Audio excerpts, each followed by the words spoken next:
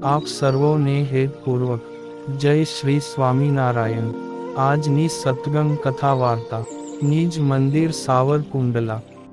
પવિત્ર માઘ માસ વિશેષ। આજની સત્સંગ કથા વાર્તામાં આપણે ચરિત્ર કથા અંતર્ગત બારા વિસ્તારમાં આવેલા બુધેજ ગામથી મોરજ ગામ જતા રસ્તામાં ભૂતોનો ઉદ્ધાર કર્યાની પ્રસંગ વાર્તા સાંભળશું।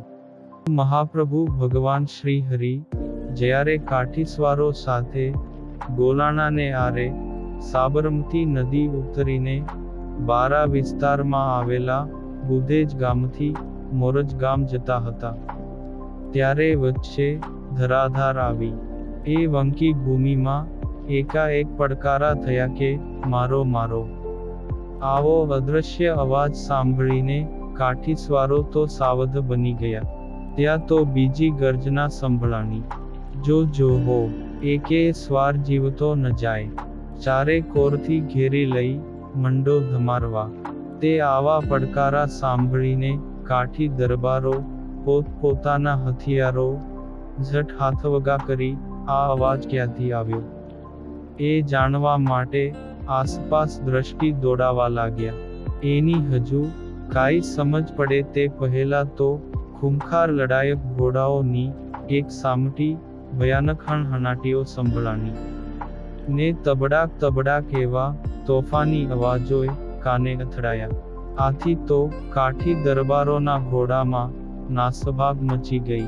તે બેકાબૂ બનેલા ઘોડાઓ હાથમાં ન રહેતા આડે અવળે માર્ગે ફાવે ત્યાં દોડી ગયા।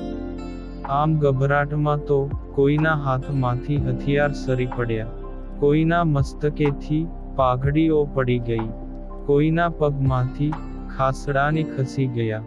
મહારાજની માણકી અલૈયાનો રોજો અને સોમલા ખાચરની તાજણ ને ભારેખમ સુરાબાપુ જેવાના ઘોડા પણ ભાગ્યે જ કાબૂમાં રહ્યા। આમ 5 મિનિટ તો ભારે બઘડાટી બોલી ગઈ ને ભલભલા સ્વારોએ થરથર કંપી ઉઠ્યા। તે પ્રાર્થના કરીને કહેવા લાગ્યા, હે મહારાજ, અચાનક વળી આ શું થયું? અમને આ અકળ આફત। ત્યારે મહારાજે હાથનો સંકેત કરી સહુને અભય આપી સ્વસ્થ કર્યા ને પાસે બોલાવ્યા। આથી સહુ પ્રભુ પાસે આવીને પૂછવા લાગ્યા કે, હે પ્રભુ, આ એકાએક આવા હોકારા કોણે કર્યા? ઘોડાની હાવળોએ સંભળાણી, આમ છતાંને કોઈ દેખાણું કેમ નહીં? ત્યારે મહારાજે આ બીનાનું રહસ્ય ઘટસ્ફોટ કરતા કહ્યું, જે વર્ષો પૂર્વે આ ઠેકાણે ઘોર રણ સંગ્રામ ખેલાયો હતો, એ ધીંગાણામાં જે શૂરાઓ સામી છાતીએ લડીને મુવા થયા, એ તો વીરગતિ પામીને સ્વર્ગે સીધાવ્યા। પણ જે કોઈ કાયર હતા તે શત્રુઓની સામે ટક્કર ઝીલી ન શકતા ભયથી ભાગ્યા। પણ શત્રુઓએ પીછો કરીને પીઠમાં ઘા મારી જેને મોતને ઘાટ ઉતાર્યા। એ બધાય અહીં ભૂત પ્રેત થાય છે। આપણા ઘોડાઓની ઘુમ્મર ને દેખી એ બધાય બીકના માર્યા અકળાઈ ઉઠ્યા અને એમણે આ હોકારા અને પડકારા કર્યા છે। ત્યારે સુરા ખાચરે અંતરમાં રાહત અનુભવતા કહ્યું, જે ઓહો, એમ છે, અમને તો મનમાં એવી ફાળ પડી ગઈ કે ઓચિતાનું આવું દળકટક વળી ક્યાંથી ચડી આવ્યું? પછી સોમલા ખાચરે કહ્યું, મહારાજ, આ અવગતિયાનો ઉદ્ધાર કરો, નહીં તો એ કેટલાયને આ વાટે હજુ ત્રાસ ઉપજાવતા રહેશે। તે કાઠી ભક્તોની પ્રાર્થનાથી મહારાજે પ્રસન્નતાપૂર્વક જળ મંગાવ્યું। આથી મારતે ઘોડે જઈને સોમલા ખાચર ને નાજા જોગિયા લોટો ઉટકી ગાળીને તળાવમાંથી જળ ભરી લાવ્યા। પછી શ્રી મહાપ્રભુએ જળપાન કરી વધેલું પ્રસાદીનું જળ ત્યાં છંટકોર્યું।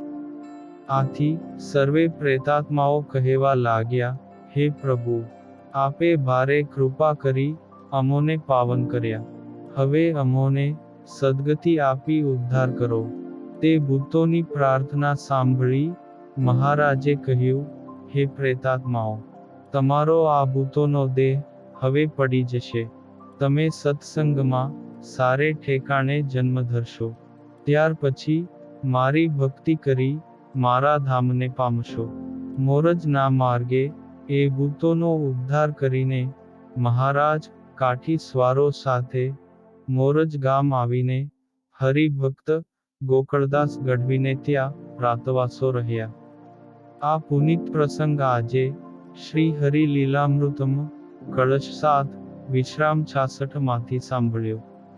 અને હવે પછીની કથા વાર્તા આપણે આગળના ભાગમાં સાંભળશું. અત્યારે આપ સર્વોને ભાવથી જય શ્રી સ્વામિનારાયણ.